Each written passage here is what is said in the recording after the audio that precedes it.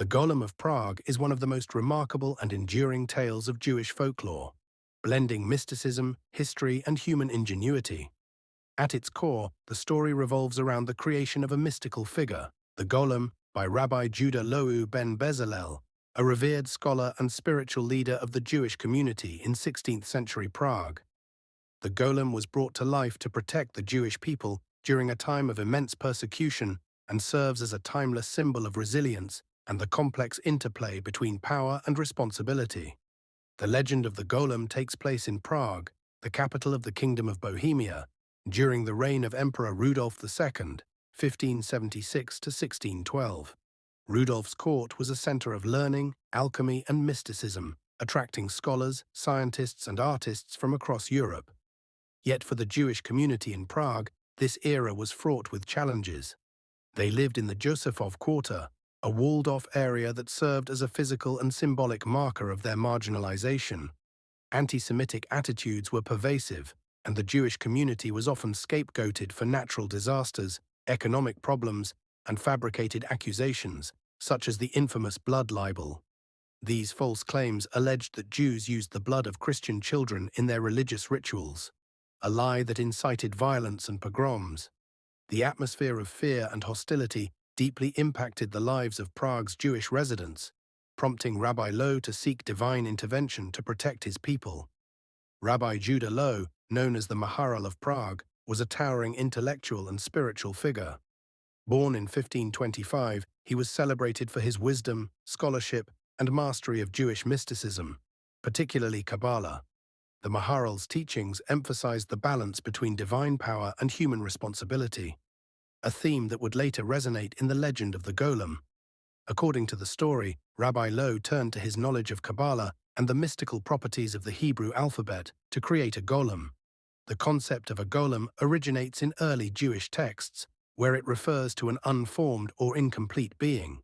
The word golem itself appears in the Bible, Psalms 139:16, and Talmudic literature, signifying raw material imbued with potential. The legend describes how Rabbi Loew and his closest disciples, often identified as his son-in-law and a trusted student, ventured to the banks of the Vltava River under the cover of night. There they gathered clay to mold the figure of the golem. The process of shaping the golem was both a physical and spiritual act, guided by specific rituals and prayers rooted in Kabbalistic tradition. Once the clay figure was complete, Rabbi Loew performed a series of sacred rites to bring the golem to life. The key to its animation lay in the Hebrew word emet, amt, meaning truth. Some versions of the story suggest that the word was inscribed on the golem's forehead, while others claim that a parchment with the divine name of God was placed in its mouth. These inscriptions symbolized the divine spark that transformed the lifeless clay into a living, breathing being. The golem was an imposing figure, larger and stronger than any human.